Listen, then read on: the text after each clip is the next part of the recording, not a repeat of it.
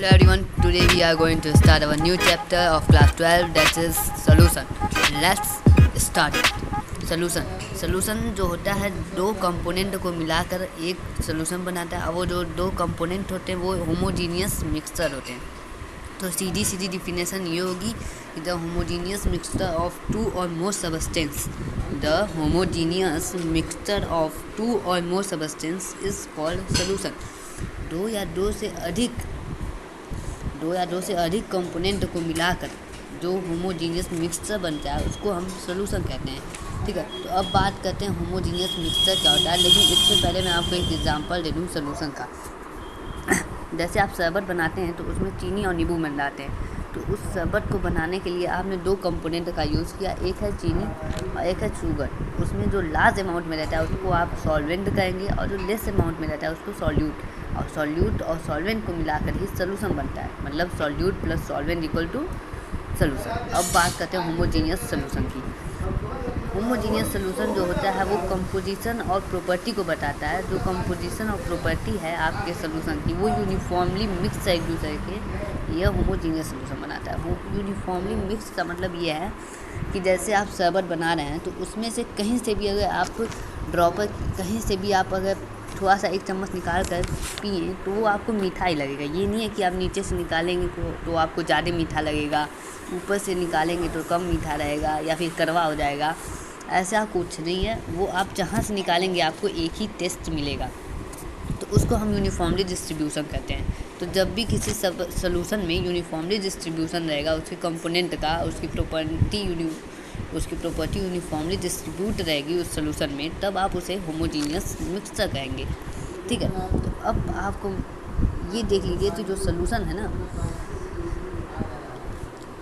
है वो बनता है तो उसको यूनिफॉर्मली कितने अच्छे से मिक्स रहता है कि उसको आप कहीं से भी काटेंगे। जैसे आपको एग्जांपल देता हूँ मैं, जो ब्रास होता है, ब्रास वो जिंक और कॉपर को मिला कर बनता है। क्या मिला कर बनता है? जिंक और कॉपर, ब्रास। और वहीं पे जो आपके पास जर्मन सिल्वर होता है वो जिंक, ब्रास और निकल को मिला के बनता है। और एक ब्रॉन्ज होता है, ब्रॉन्ज को बनाने के लिए आप कॉपर और टीन का यूज़ करते हैं। कॉपर और टीन को मिलाते हैं तो ब्रॉन्ज बनता है। तो ये चीज़ें मिलाकर हमारे पास ये सब आते हैं। लेकिन अगर आप ब्रास को कहीं से भी काट कर उसका थोड़ा सा हिस्सा निकाल कर उस पर टेस्टिंग करें तो आपको मिलेगा कि उसमें जितना अमाउंट ऑफ उस पीस में कॉपर है उसी के रेशियो में उसमें आपको जिंक भी मिलेगा। ठीक है, इसी तरह आप उसके बाकी हर पार्ट छोटे पार्ट करके देखेंगे तो हर पार्ट में उसी अमाउंट, उसी रेशियो में दोनों प्रेजेंट होंगे, कॉपर और जिंक उसी रेशियो में प्रेजेंट होंगे। और ये जो सोल्यूशन है ना, उसको बनाने के लिए बहुत ध्यान से बनाया जाता है। थोड़ा सा भी आपने अगर कंसंट्रेशन मतलब मिलावट अधिक कम की सॉल्यूट की, अगर आपने थोड़ा सा भी मिलावट इधर उधर किया अधिक या कम, तो बहुत साइड इफ़ेक्ट मिलते हैं इसके। अब आप भी देखिए, जब इंजेक्शन लगवाते हैं दवा के लिए तो कई बार डॉक्टर बोलता है कि डोज ज़्यादा हो गया, मतलब उसके कहने का होता है कि ज़्यादा हो गया जिसकी वजह से आपको रिएक्शन कर गया। ठीक है, तो हम आपको कुछ एग्जांपल से ये भी बताएंगे। तो देखिए,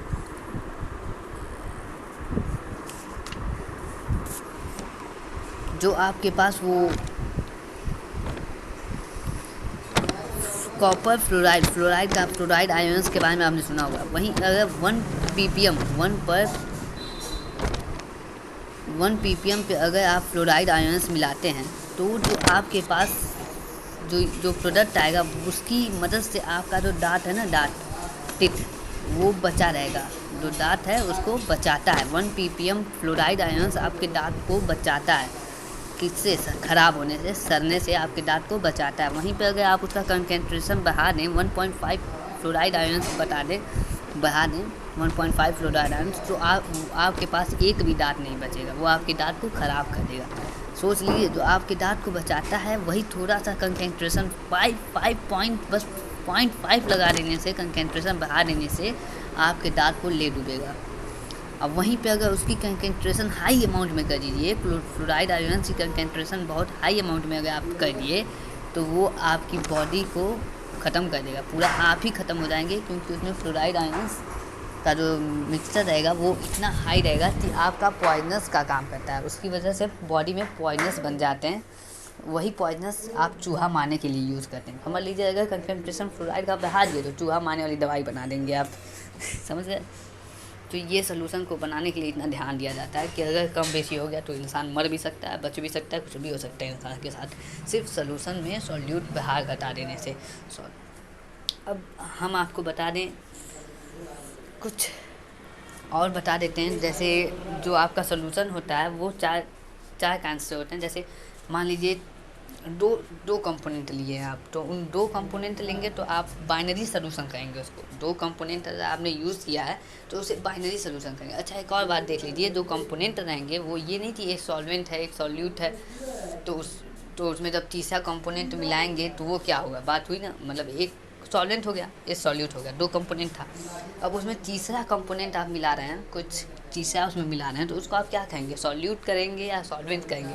तो उसको आप सॉल्वेंट नहीं कहेंगे, उसको आप सॉल्यूट कहेंगे। क्योंकि आप नींबू मिला रहे हैं, मान लीजिए शरबत में चीनी मिला है, नींबू मिला है, तो थोड़ा सा नींबू मिलाएंगे तो उससे सॉल्वेंट पे उसको आप सॉल्वेंट कभी नहीं कहेंगे, उसको सॉल्यूट ही कहेंगे। जब भी बढ़ेगा 3 से 4, 4 से 5, 6, 7 जितना भी होगा आपका सॉल्यूट बढ़ेगा, सॉल्वेंट एक ही रहेगा, ठीक है। तो अब देखिए, जब 3 कंपोनेंट रहेंगे तो आप उसको टर्नरी कहेंगे, जब 4 कंपोनेंट रहेंगे तो उसको आप क्वाटनरी कहेंगे, ऐसे ही बढ़ता जाता है, ठीक है। तो ये बात हो गई बाइनरी, टर्नरी, क्वाटनरी की। अब हम आगे बात करते हैं टाइप्स ऑफ सॉल्यूशन की। कितने टाइप्स ऑफ सॉल्यूशन होते हैं, तो आप जनरली जान लीजिए 3 टाइप्स होते हैं। जनरली 3 टाइप्स होते हैं, लेकिन इन 3 टाइप्स के अंदर भी 3 टाइप्स रहते हैं। तो 3 3 के 9, टोटल 9 टाइप्स होते हैं। टोटल 9 टाइप्स होते हैं किसके, सॉल्यूशन के 3 टाइप्स होते हैं। तो बात कर लेते हैं कौन कौन से 3 टाइप्स होते हैं। लेकिन 3 टाइप्स के अंदर भी 3 टाइप्स होते हैं, उन हर एक टाइप्स के 3 टाइप्स होते हैं। तो 3 3 9 होता है, तो 9 टाइप्स टोटल सॉल्यूशन के होते हैं। पहला गैसियस सॉल्यूशन, दूसरा सॉलिड सॉल्यूशन, तीसरा लिक्विड सॉल्यूशन। अब जो गैसियस सॉल्यूशन है उसमें भी 3 प्रकार के सॉल्यूशन होते हैं।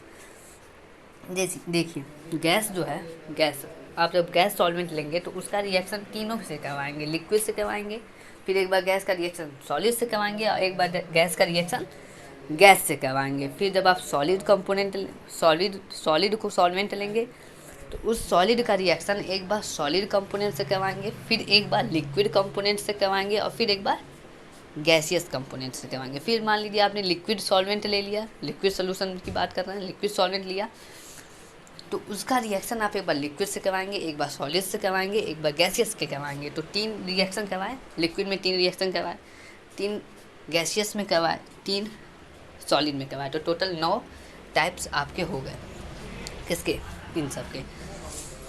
साइड में हमने एग्जांपल दिया, आप देख लीजिएगा। और एक बात और बता दें, जो आपके सोल्यूशन होता है ना, सोल्यूशन अगर आपसे पूछा गया कि इस सोल्यूशन का नेचर क्या है, तो आप सॉल्यूट को देख के कभी नहीं बताएंगे। मान लीजिए उसमें आपने सॉल्यूट मिलाया है और लिक्विड सॉल्वेंट है, ठीक है, सॉल्वेंट लिक्विड है और सॉल्यूट सॉलिड है, ठीक है। तो अगर आपसे पूछा जाए कि इस सोल्यूशन का जो नेचर है वो आप बता दीजिए कि ये किस नेचर का सोल्यूशन है, तो आप ये नहीं कहेंगे कि ये जो सोल्यूशन है हमारा सॉलिड है, कभी मत कहिएगा, क्योंकि उसमें जो सॉलिड है वो सॉल्यूट है।